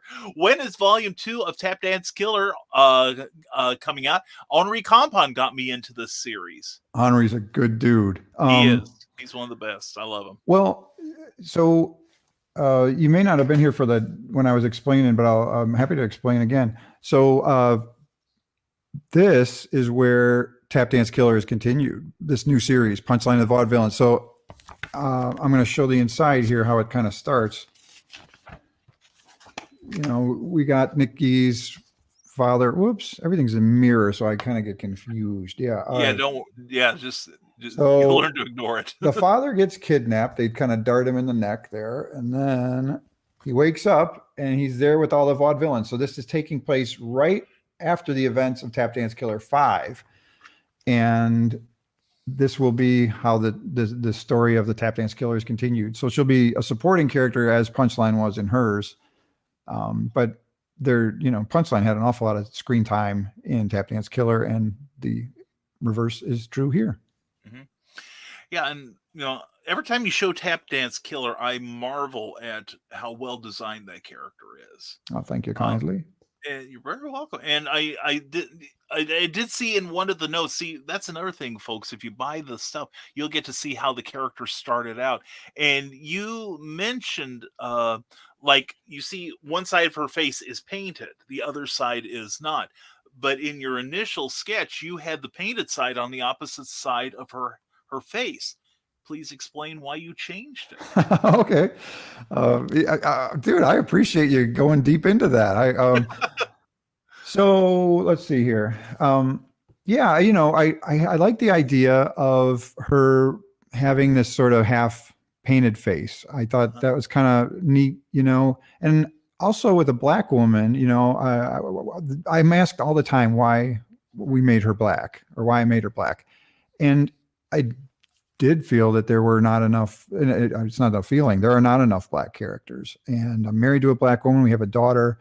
I wanted a kick-ass black female character in the Hero Tomorrow Comics universe. And I wanted her to sort of have her mask, but also have her ethnicity proudly shown. So then I was thinking about it, and I originally had this on the other side. And I got to a point where I was like, I think it makes sense for it to be on the other side. And the reason it is on her, now this mirror thing is messing me up. The reason it's on her we right see it side, perfectly okay. Yeah, I know, but it's Okay. just, I'm seeing it backwards, which is okay. The reason it is on her right side is I feel like for an American audience, we read left to right. And I do want you to see the mask first. I want that to be, it might just be a subliminal thing, but when I looked at it both ways, I felt like it was just a touch more edgy to put it on that side. So, things you go through when you're trying to create a character. Yeah, I think that's brilliant reasoning, and the first thing I thought of when I saw that is she's got to have an adventure in Asia now. And then would she flip it? Yeah, see? Yes. All right. Okay. Yes. Right. When they do the for the Asian release, we'll just flip it. We won't even. There we tell go. them. Yeah. See, all right. when you do the manga version of it. Yeah. Cindy Cap has a question. Before that, she asks, why did the chicken join the band? Because he had the drumsticks. Not for long. And Cindy Cap asks, what is the most helpful advice you've ever been given? I immediately thought of Jim Salicrup, that whole thing he told me, but what did he, it's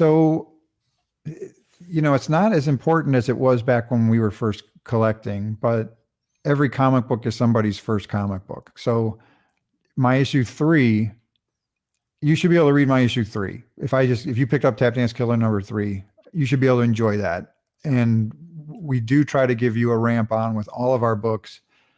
And, is that the most important advice I've ever gotten? I don't know. I'll keep thinking on that as we go. Cause I feel like I'm drawing a blank on like that. Aha. Oh yeah. This is what, well,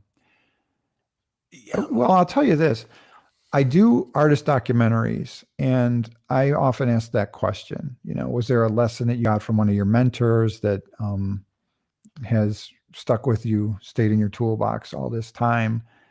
And I think for me, the most important thing that I've ever picked up was just what Stan Lee really was trying to do with making characters relatable, and it's one thing to design a really cool costume or whatever, but if you don't care about the person under the costume, there's just too much competition. You've got to find a way to make people feel these characters, you got to do everything you can to build up their backstories, understand who these people are that are in the costume. And that's a lot of the work that's not glamorous, it's just you sitting there answering a questionnaire, and you can find them character backstory questionnaires. Fill it out, take the time. What was their first relationship like?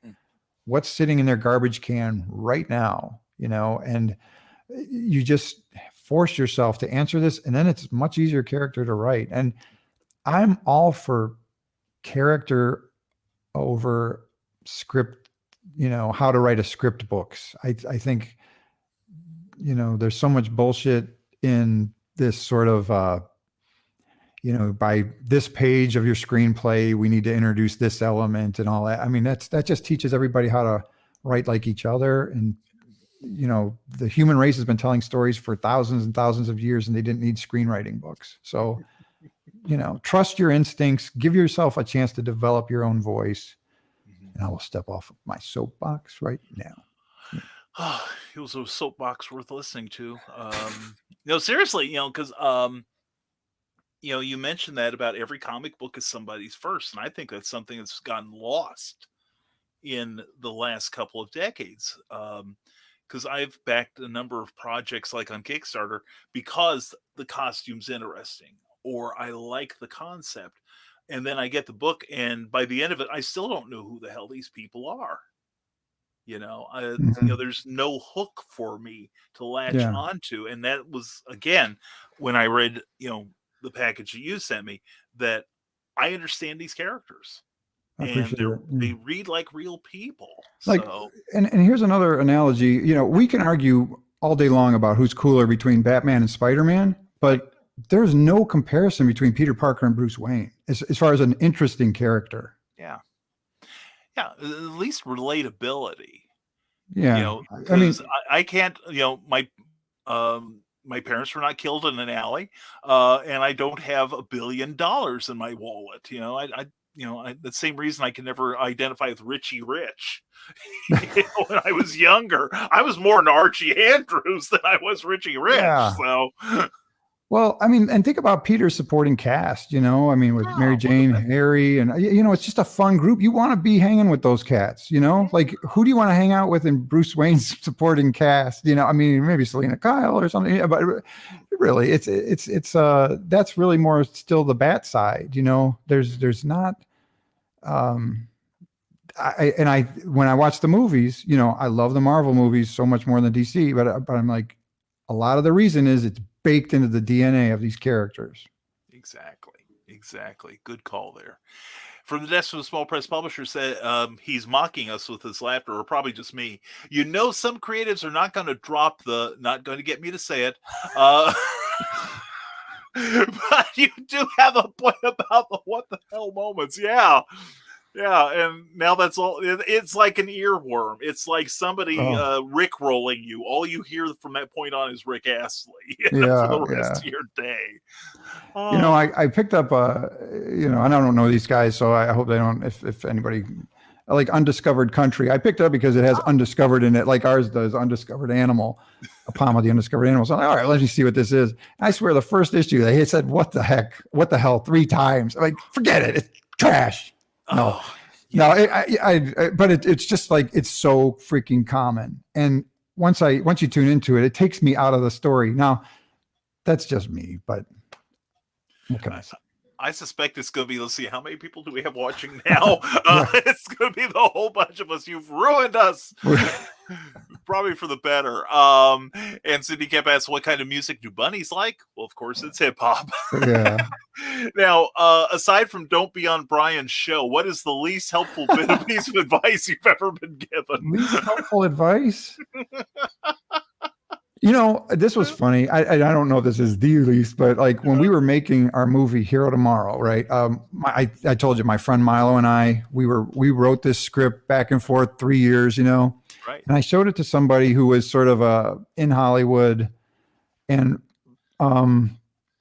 you know, the script, we were already in pre-production, we were getting it ready, and the guy's like, you know, you've got so many formatting errors in this thing. This will never get made. It's like, it's getting made. We're making it. Okay. So anyway, sometimes it's just, you got to just push through. So I don't know if that was necessarily advice. Oh yeah. To reformat my script before I try to get it made, but we just, you know, push through. As long as the director, who I assume was you, could read it, you know. Yeah. I think the important part.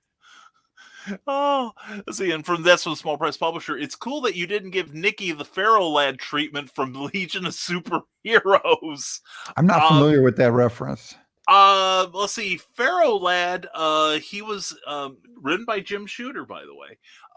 He was a member of the crew that he could turn into solid iron. It's actually Pharaoh, Ferro. But I think Joe's talking into his phone. But okay.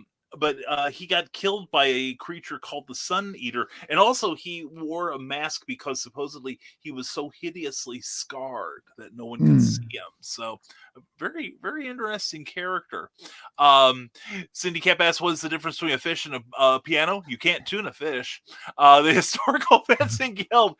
So the human and hero in the super is the most important part. I think, you know, it depends on the character. You know, there's always going to be great exceptions, and you probably need some exceptions in your universe to keep things balanced. But yeah, I mean, for me, it is. Yeah, I'd agree with you. Because I've always said that what makes Superman interesting is Clark Kent. But that's his mask. That's his disguise. Exactly. You know? Exactly. Well, sort of is. I mean, he was raised by the Kents.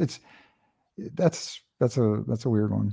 Yeah, it is. I mean, God, he started it all, and he's from, you know, my hometown, Cleveland. So he was made in Cleveland. So no disrespect to Superman, but there you go. And Rick Bradley says, yes, supporting characters are there for a reason, and if your hero has no support, then they fall. Poor Alfred has to carry Batman. Spoilers, not anymore. Anyway, they just killed Alfred again. So, and the Historical Fencing Guild, now I want to write a what the heck series. Go for it. I may not be backing that, but I wish you well. Well, Ted, after kicking open the lock on Pandora's boxes you have, So I'm sure we'll get his address, Nick, so you can mail it to him. Anyway, bad Brian. So anyway, yeah, and another thing I noticed that I keep going back to how interrelated the comic titles are and how beautiful you can read them, and you can read like one series and not need the others. I got a kick out of seeing like your bio in one book that you had written something called Nothing Like Vaudeville Theater, and then it shows up in the next thing I happen to read. And one thing I did want to tell everyone about, Bloom has a playlist. The issue 1 has a Beatles playlist. Yes. I think that's brilliant. Oh, appreciate it. Seriously. I spent a ton of freaking time on that. And if you can put that together, the Beatles will stay together for you. Yeah, that was a great selection of tunes too. But yeah, isn't it a terrible description of your job? Yeah, I'm forced to listen to Beatle music all day. Pity me. I wasn't getting paid for that job. Yeah. The work is its own reward. Yeah. So. Oh, that was. Oh, so yeah, we mentioned how Tap Dance Killer kind of changed from your original inspiration to the printed page. And that's another thing about these books is that we see other characters like Punchline, for instance. His design. You took a pose from who was it? It was a wrestler, right? Tony Atlas. Tony Atlas, thank you. Yeah. And kind of like did little changes to his costume. What was it starts out I think reasonably simple, and now you see Punchline in the printed page, and it's it looks like he took the remnants of an explosion in a fabric factory and put them on, which I think works brilliantly in the visual dissonance of it all. Well, yeah, I can show I can kind of show what you were talking about here. Yeah, so there we go. In the special edition, I sort of take you through my process of creating Punchline. I think that was my first sketch there. He had sort of dreads, which we've already got dreads on a Palma. Then I went with sort of a fro and more of like a Jimi Hendrix look. Then I just went a little nuts. Didn't like that one, but you got to try things. Yeah. And there was this more of a kind of dressed up for like the soiree, which I think I like enough to use. We're gonna this will be implemented at some point. Then I did kind of the classic Marvel red and greenish thing. Getting closer, and then where he ended up is next. That's the final design of him, and I love that. That is gorgeous. Thank you very much. Yeah, and also I'm thinking catalog for the inevitable action figure line. Yes, well, those are the video game suits that you can unlock. There we go. The skins you can unlock for various accomplishments. See, I see where this is going here. Historical Fencing Guild said, I always found the Clark Kent persona kind of insulting. My first exposure was George Reeves, though, more than the comic, because I hadn't really quite learned to read yet at that time. But George Reeves, like, you didn't screw with his Clark Kent. He was just as cranky as Superman could be sometimes. Rick Radley says death has a revolving door in comics. Alfred will be back. Yeah, I'm not worried about it too much. For the National Small Press Publisher, rumor has it that Pharaoh Lad was African American. Oh, that's right. Yeah, that's right. And the helmet was to conceal that. However, his origin was changed to say that his face was hideous. Interesting. Yeah, I remember reading that now. Mentioned. Well, in fact, on a show we did recently, there was a character, the Green Turtle from the 1940s. That it's yeah. Well, it was done by an Asian man. Okay. And to show you how prejudice was so in, and this was during World War II also, but it was an Asian man who drew and wrote this strip, but the publisher, with a little pressure from the federal government, it sounded like, had the artist either have, like, whenever the turtle would take his mask off, he'd be in shadow or you'd see the back of his head. He never was depicted as Asian. Oh, So yeah. So What so were his powers? Like, what was the kind of martial arts kind of thing. So turtle? Huh. yeah, it didn't last. I think it only lasted like one issue or something like that. So I think They might have missed on the name. Might have. Mida, yeah, that's the Green Turtle. It's one of those titles that forces you to check it out. I'm kind of interested. Yes, I want to. Does he have like an armored backpack? No, it was like kind of like Asian robes, with kind of, if you imagine like Chop Chop from the Blackhawks, which there's another good stereotype there, but more superhero-y, Okay. with, I'm not familiar. I can get you a link to a place that has that one issue online because it's public domain now. Oh, So, okay. yeah. So Rick Bradley is volunteering to definitely play test your video game for you if you come out with one. See? So All right. Rick, if you have any in with the gaming industry, you can definitely send them Ted's way. So and we are caught up with the comments right now. So let's see. So we've got a couple minutes here if anyone wants to come up with more questions. But one question that came up as I was reading the stuff, when you talked about you're concentrating right now on your comic books, but say back when you were first getting your line started, if you came up with an idea for a story, did you say, okay, I've got this story here, this would make a great film, or this would make a great comic book, or would you take the story and tailor it to whatever medium you wanted to work in at that moment? Yeah, it wasn't really that way with the way this started, because we knew we wanted to make a movie. So, everything, we were never thinking about making a comic. In fact, when there was a comic shop in the movie, and I tried to get permission from Marvel and DC Comics to show their comics in the comic shop, just in the background, not anything special, but they both said no.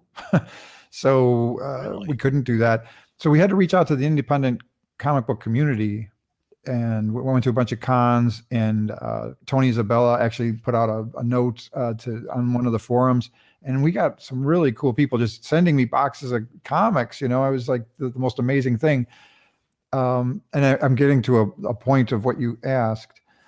One of the artists who gave us work, Chris Yambar, who recently passed away. Yeah. I don't know if you heard that. I did hear that. He was like, "Hey, who's doing the comic book adaptation of this movie?" And I'm like, "Comic book adaptation of the movie?" Well, I mean, that was not on my mind one bit. And I didn't even really want to do a comic book adaptation of the movie, because I thought it's fine as a movie, and I don't usually like comic book adaptations of movies. They're usually kind of not so great. Right. But then the idea to make the comic book that was in our main character's head as a different world thing, that became real enticing. But it was really just as, can we actually make a comic, and wouldn't it be cool to have that on the website of the movie? But we weren't like thinking about movies or comics at the time. It was just specifically designed to be comics. And once I started making comics, I was like, man, I kind of like this more than movies. So at the same time, we are shopping our stuff around, but I don't want to do another film on our dime. Like I said, shoestring. I've kind of talked about that before. I want to do it with a bigger budget, and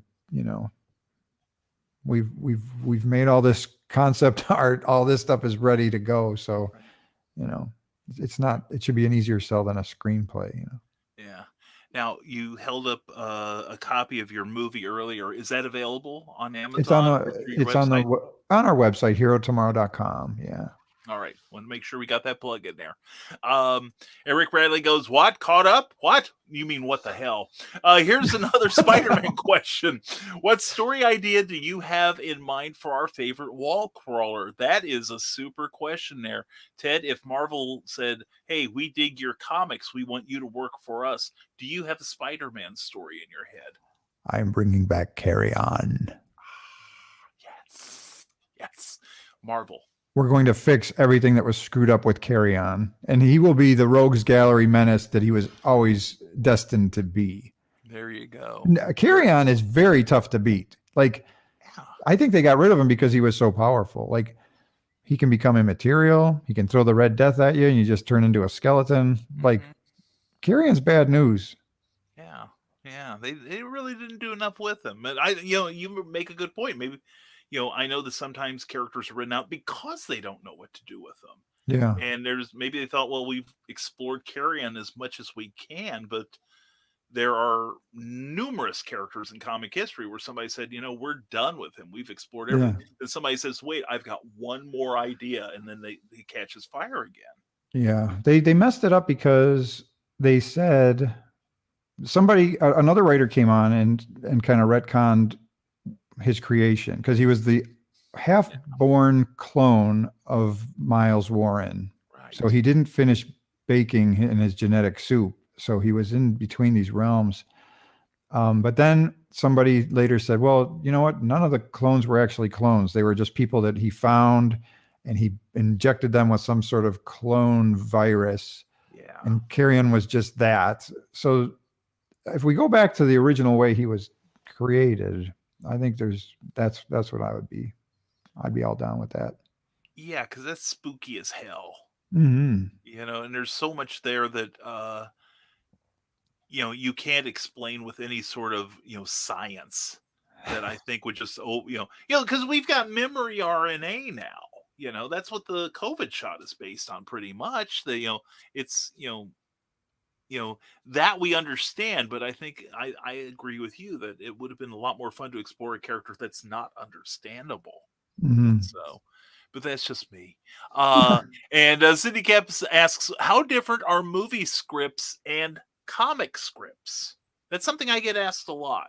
People think they can write a script for say a movie or a play, and it should immediately translate into 6 panels times 23 pages. But yeah, I use the same program. I use Fade In for screenwriting or for comic books. And, the only difference is, if Fade In is made for screenwriting, but when I'm doing a comic, I'll just say, page 2, 6 panels, panel 1, describe the action, throw my dialogue in the exact same way I do in a screenwriting kind of situation. Yeah, very good. And Fade In's great. It's like a $50 program. It's industry standard. Cool. I'm writing it down. I learned so much from these shows. City Cap asks, what kinds of songs do Planet sings? Neptunes. Rick Bradley says Carry On was definitely underutilized, definitely. And from the desk of Small Press Publisher, that character sounds like Michael Korvac from Avengers lore. Too powerful that most characters don't know what to do with him. Yeah, that's true. But folks, we've now given you an idea where to get some good comics. Check out the crawl at the bottom of this page. Let me get. Yeah, if somebody wouldn't mind posting the link in the comments there, I would do it if I was logged in. The link in the comments. Let's see here. Did I have the? No, I did not have the forethought to do that. But look up Hero Tomorrow or Bloom. And right on Kickstarter. Yep. Yeah, and you probably have a link at herotomorrow.com. I did have that foresight. Oops. Anyway, that's the worst thing I do during the last 2 hours. I think I'm coming out okay. But anyway, let me get here so it looks. Oh, there we go. All right, there we are. And I do want to show this one more time. And it's this campaign right here. We're going to run the video one more time for everyone, okay? You know what I think? This world we're in right now is the fairy tale. And what's really real is on the other side. Ramsey, mechanic by day, aspiring comic book creator by night, went into the woods and tripped. He was bombarded by bizarre and mysterious glyphs that he drew into his sketch pad and onto the body of his muse, Regina. And now, the journey to mind-bending madness continues. Where are you going? Can't we just head back to the cars? I said I'll see you on the other side. How am I even supposed to get over there? And what about all the stuff? Regina! Bloom, the origin of a prophet. Oh, groovy! Your art is crawling all over me. Shit. What is going on with you? What's going on with you? All of a sudden, you're a complete drip baby. Maybe you need another limb to the head. Ah! Bloom, written and created by Ted Sikora, with art by Butch Mappa. How are you feeling, Ram Man? You've never experienced a story so astonishing, so far out and away from the beaten path. Where in the fuck am I? Blast off with Bloom, the origin of a prophet.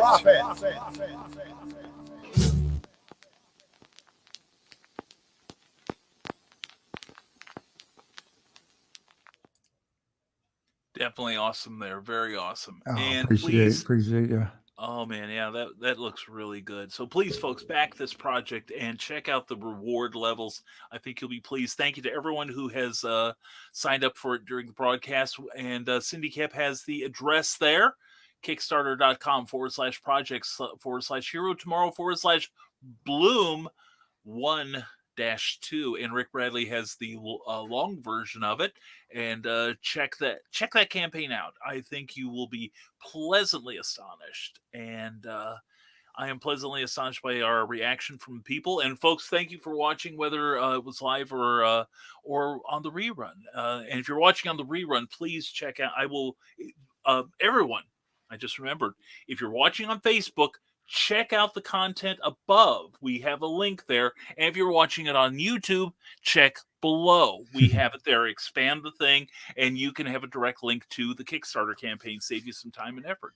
And that time and effort will be a good investment in reading that series, because it looks really, really cool. And Rick Bradley speaks for us all when he says, thanks for being here, Ted. Well, thanks for having me, and thanks for all the questions, everybody. It was fun. Well, good. Glad you had a good time. And Yeah. I certainly had a good time. And thank you to the audience. Appreciate all of you. And so, Rick Bradley saying goodnight. Ted, I'm going to put you back in the back room here. And then I want to say goodnight to you properly. Sounds good. So please hang out, okay? All right. All right. And here we go. I'm going to mute him. Put me in the screen because my bloated ego demands it. But anyway, thank you very much, Ted Sikora, for being here on Clever Title Pending tonight. Had a great time, and hope you all learned something. Hope you got some inspiration from Ted. I know I'm fired up listening to the man. You don't have to limit your creativity to just one thing, whether it's film, whether it's comics or theater, whatever, illustration. You follow your muse and make it happen. All right. And Rick Bradley says, everyone take care and stay creative. You too, Rick. Thank you very much for being here. Cindy, you too. Mwah, thank you for being here. And one last one for the evening. What do you call a cow that can play a musical instrument? A musician. Very good. And from the desk of a small press publisher, check him out 10 p.m. Saturday nights, every Saturday night. He's awesome. Excellent show. Hope to meet you at the show, Ted. Well, thank you. And I hope to meet you this year at C2E2, Joe D. McPhee.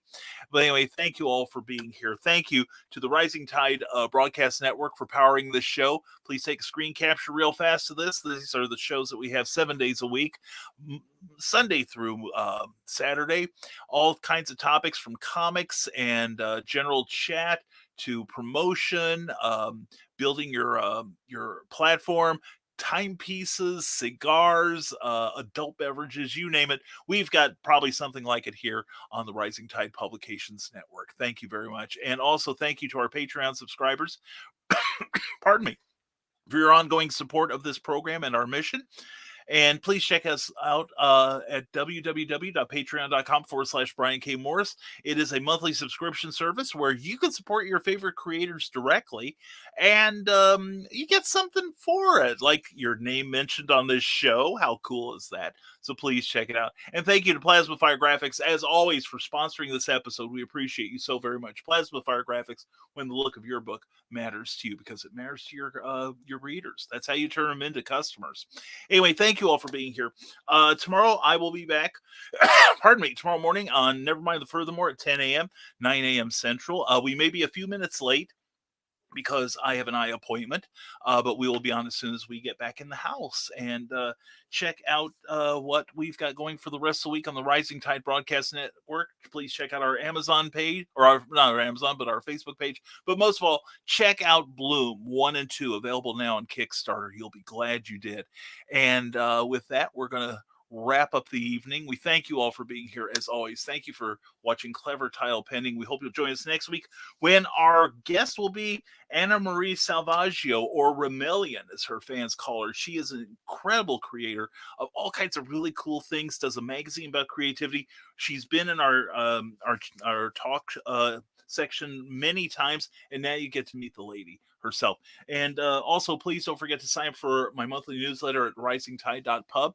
We'll let you know who's going to be on Clever Title Pending next month, and we got some good shows. I think you'll enjoy it. And also, please check out all we do. Check out the links that we've left above and below, depending on what platform you're watching us on.